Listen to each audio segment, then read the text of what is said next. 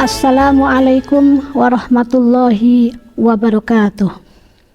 Sahabat perempuan bangsa dan pemirsa yang dirahmati Allah, pada kesempatan ini saya tidak akan menyampaikan sebuah hadis ataupun ayat Al-Quran untuk kita kaji. Akan tetapi di sini saya akan menyampaikan sebuah cerita yang mungkin cerita ini barangkali bisa menjadi sebuah inspirasi bagi kita semua untuk menambah amal kebaikan kita. Cerita ini ditulis dalam sebuah kitab yang bernama Durratun Nasihin oleh seorang ulama yang bernama Syekh Utsman bin Hasan bin Ahmad Asy-Syakir Al-Khawbari yang hidup pada abad ke-13 Hijriah. Dalam kitab tersebut diceritakan bahwasanya ada seorang ulama yang bernama Syekh Abdullah bin Mubarak. Pada suatu ketika, beliau Syekh Abdullah bin Mubarak pergi ke tanah suci Mekah untuk menunaikan ibadah haji. Sebagaimana lazimnya seorang muslim yang beribadah haji, di sana di Mekah itu beliau menuju suatu tempat yang amat sangat kita kenal, yaitu Hijr Ismail. Di dalam Hijr Ismail itu beliau menunaikan sholat sunnah dan ibadah-ibadah lainnya. Sampai akhirnya beliau tertidur. Dalam tidurnya ini beliau bermimpi bertemu dengan Rasulullah Muhammad SAW. Dan Rasulullah berpesan pada beliau dalam mimpinya itu, "Wahai Abdullah bin Mubarak, ketika kamu nanti sudah selesai menunaikan ibadah haji, pulanglah.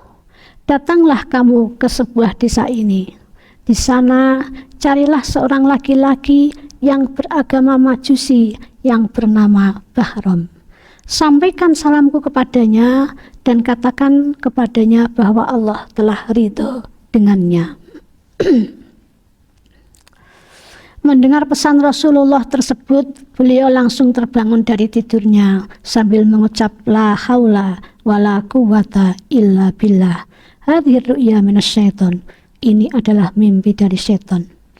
Kemudian Syekh Abdullah bin Mubarak berwudu untuk melanjutkan ibadahnya dan bertawaf di sekeliling Ka'bah. Sampai akhirnya tertidur lagi. Dalam tidurnya yang kedua ini, beliau bermimpi seperti mimpi yang pertama tadi.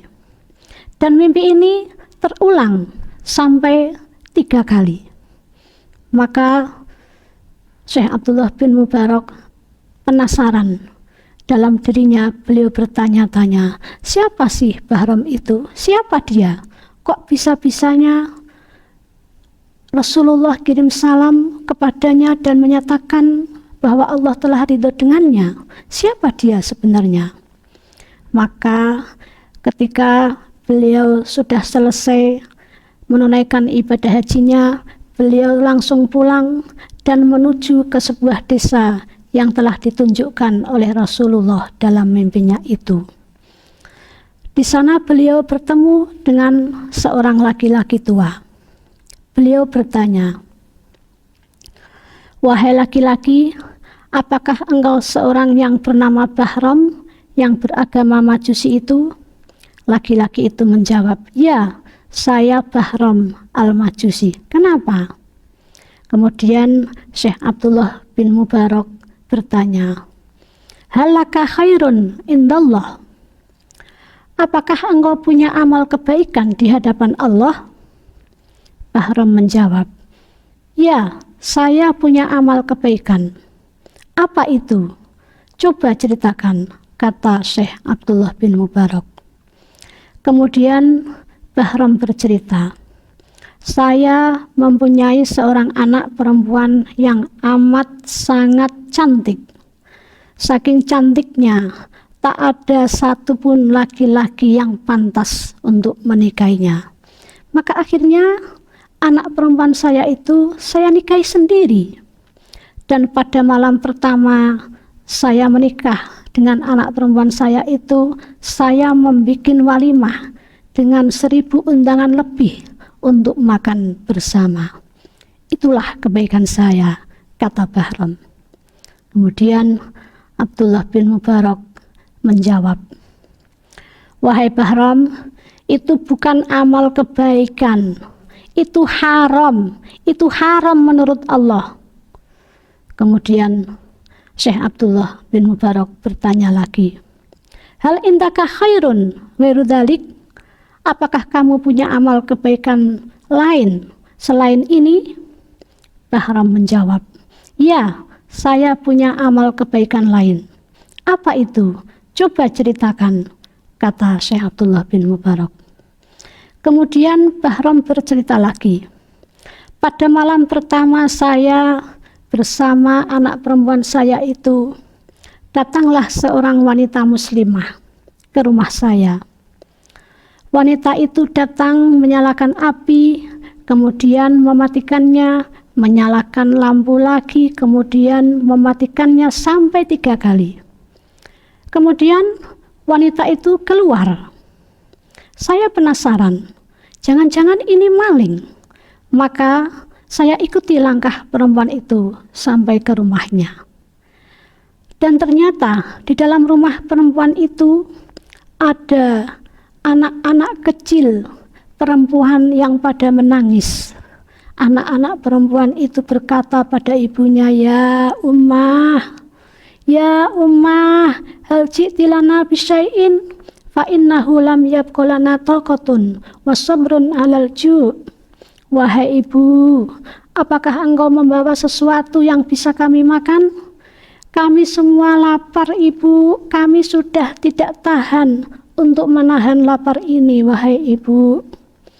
Mendengar perkataan anak-anaknya itu, wanita tersebut menangis sambil berkata, "Ya banati, istahyaitu min rabbi an as'ala ahadan dunahu." "Wahai anak-anakku, ibu malu nak untuk meminta sesuatu kepada orang lain." Mendengar percakapan wanita itu bersama anak-anaknya, saya tak tega melihatnya, saya tak kuat mendengarnya, kata Bahram. Kemudian saya pulang ke rumah untuk mengambil sebuah nampan, dan nampan itu saya isi dengan aneka makanan. Saya bawa nampan itu ke rumah perempuan tadi, dan senanglah perempuan itu bersama anak-anaknya. Inilah amal kebaikan saya, wahai Abdullah bin Mubarak. Bagaimana menurutmu? Kemudian Syekh Abdullah bin Mubarak berkata, "Nah, kalau ini amal kebaikan ini baik menurut Allah. Dan atas kebaikanmu inilah, wahai Bahram, Allah memberi kabar gembira untukmu bahwa Allah telah ridho dan senang melihatmu." Mendengar kata-kata itu, Bahram langsung sujud sambil mengucapkan 2 kalimat syahadat. Asyhadu an la ilaha illallah wa asyhadu anna Muhammadar Rasulullah. Dan seketika itu pula Bahram meninggal dunia dalam keadaan iman dan husnul khotimah. Sahabat perempuan bangsa yang dirahmati Allah, itulah sekelumit cerita yang menggambarkan betapa dahsyatnya sebuah sedekah, membuat seorang Bahram yang selama hidupnya beragama Majusi, menyembah api, tapi di akhir hayatnya berkah sedekahnya yang diterima oleh Allah, akhirnya dia meninggal dunia dalam keadaan iman dan husnul khotimah. Luar biasa. Sahabat perempuan bangsa yang dirahmati Allah, marilah kita, mumpung masih diberi kesempatan hidup di dunia, dan mumpung kita pada saat ini berada di bulan puasa, bulan yang penuh hikmah, penuh rahmat, penuh ampunan, mari kita tingkatkan amal kebaikan kita. Kita tingkatkan amal ibadah kita, baik itu berupa amal ritual ataupun baik itu berupa ibadah ritual ataupun ibadah sosial. Semoga Allah Ta'ala meridhoi kita semua. Sahabat perempuan bangsa yang dirahmati Allah, inilah yang dapat saya sampaikan. Mudah-mudahan bermanfaat. Kurang lebihnya mohon maaf. Wallahul muwaffiq ila aqwamit thoriq. Wassalamualaikum warahmatullahi wabarakatuh.